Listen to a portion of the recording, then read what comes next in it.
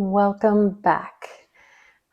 This is where we talk about plant-based eating for busy people. So we're going to be always showing you ways to the shortcuts, the tips to get you out of the kitchen, and so that you don't have to spend the entire day prepping food, but you can still eat healthy.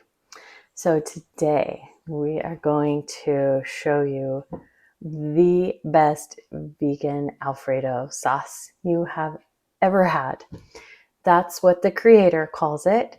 This is from vegan8.com, and we'll put that original link in the description. And we pretty much follow the recipe pretty exact. We have a few just tiny little tweaks that we've made, but this is incredible. I don't know about you, but as a whole food plant-based eater, you probably have made the same happy discovery that we have, which is that once your taste buds have had time to adapt, and once you have started venturing into whole food plant-based recipes, you'll find favorites that are so rich and so full of flavor, but leave you feeling so much better even just after you eat them, if that makes sense. There are certain dishes in your old life that you probably loved, that left you feeling heavy and tired and just that factor. And this is one of those recipes that is so rich and so delicious and so satisfying and incredible that you can just eat a whole plate of pasta with it, or we love it on pizza, and that's why I'm making it today, and not feel bad, not feel yucky. And this is one of those recipes. It's just amazing. So let's go ahead and get started and put that together. I made note of this in another video. We're just working on ingredients right now for our pizzas. We're going to put together our whole food plant-based pizzas, the ones that will blow your mind. I'm very excited about it. So this is another of our main ingredients that we like to put together, and that one of the secrets to our pizza. So, but this is also amazing on pasta. Okay, that's all. Let's get started. There are two main ingredients in this recipe. The first is onions. These are so important. These give it the flavor and the richness, which if you've cooked whole food plant-based, that won't surprise you. But we're going to just be using, you can use white or yellow onions. I'm going to use this chopper. I rarely have to chop because we're such a fan of freeze-dried food and other things like that, and I don't want to be stuck doing a lot of chopping, but if I do, this is my favorite implement for it. And I first saw this at my cousin's house and fell instantly in love. It was very affordable and just really, really, really fast and easy to use, and I absolutely love it. We'll put a link for it in the comments. I just got mine on Amazon. And so I'm just going to chop these onions really quick.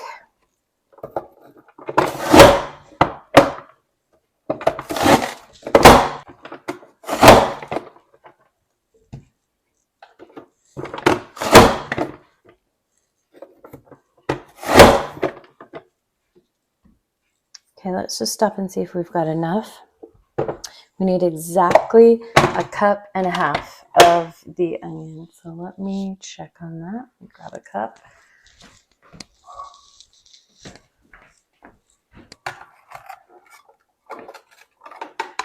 I think we're going to have plenty here. So here's a cup. I'm going to be putting these in a saucepan.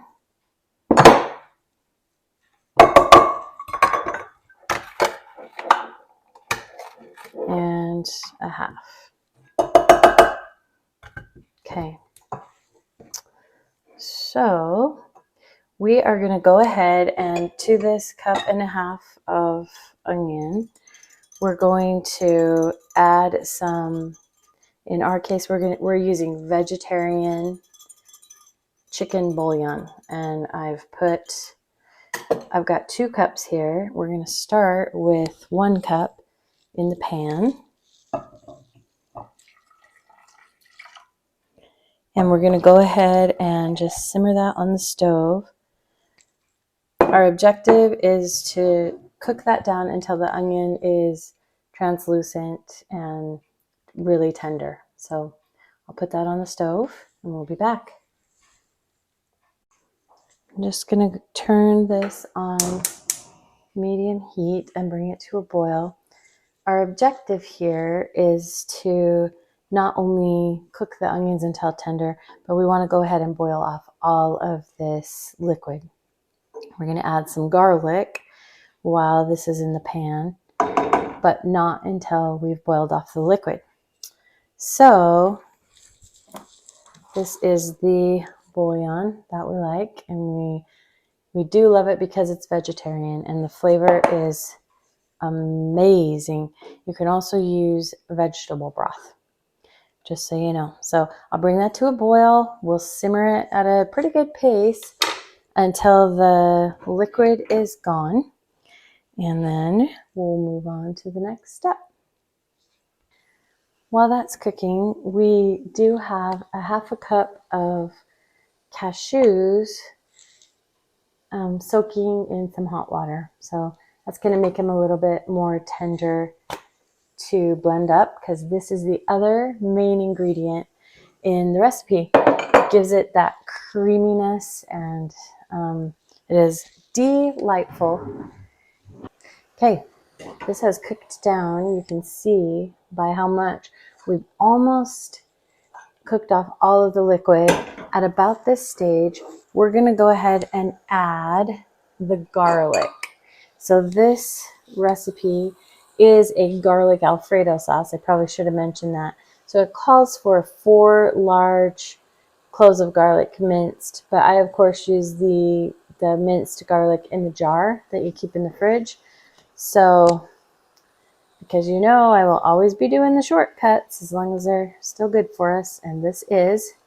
And so this is about the stage when I'm going to add that garlic in and let that just heat up with the onion while the last of the liquid boils off. And that will be off pretty quickly because we've got it simmering at a really good rate there.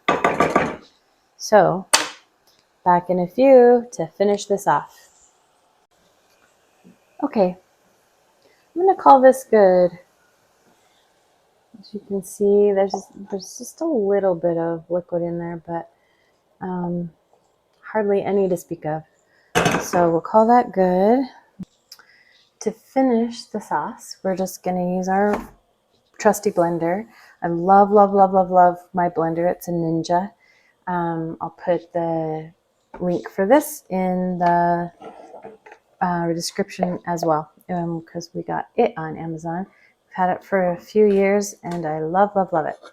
So this is the cooked down onions and garlic, and I'm just putting that in the blender.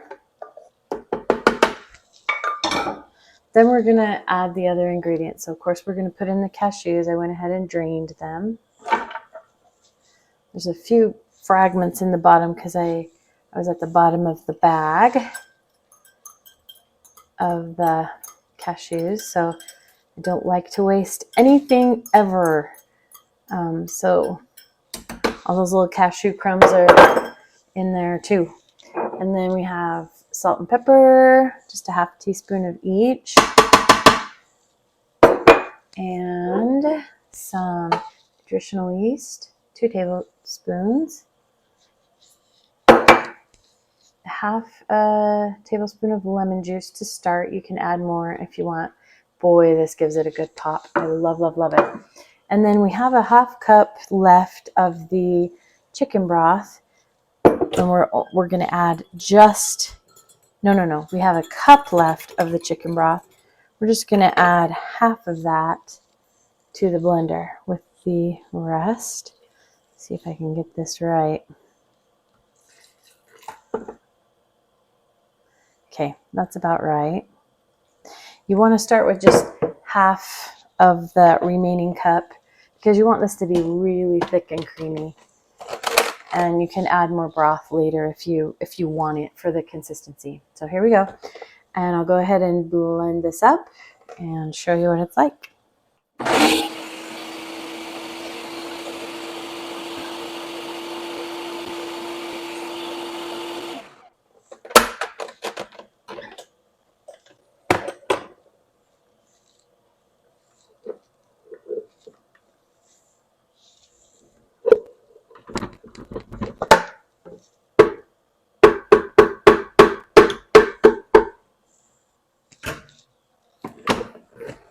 And there you have it.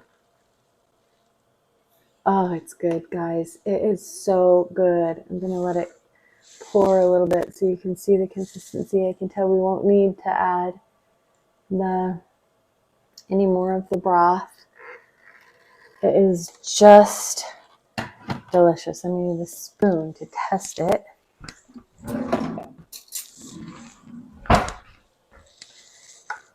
And so I can maybe show it to you up close. Like I said, we're going to be using it on pizza today. So you can soak the cashews overnight. You can see it's a little, I'm not going to say gritty because it won't be gritty. But if you soak the cashews overnight, you can get it even smoother. And you can, I may also blend it a little bit more. So that's what it looks like. Just gonna, this flavor is phenomenal. You all absolutely love it.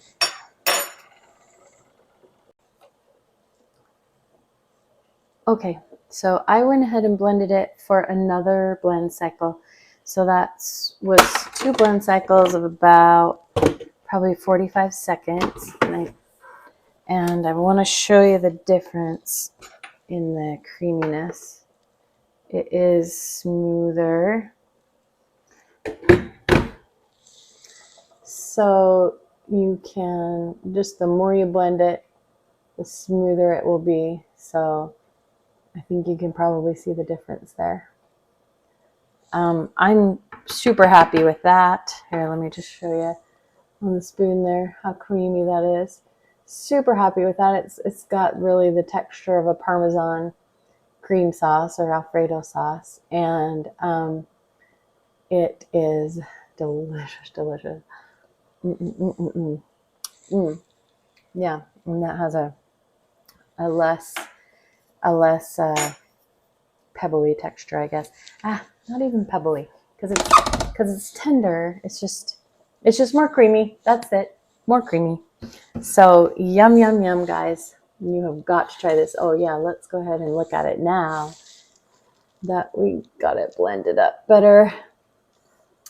Just amazing. Okay,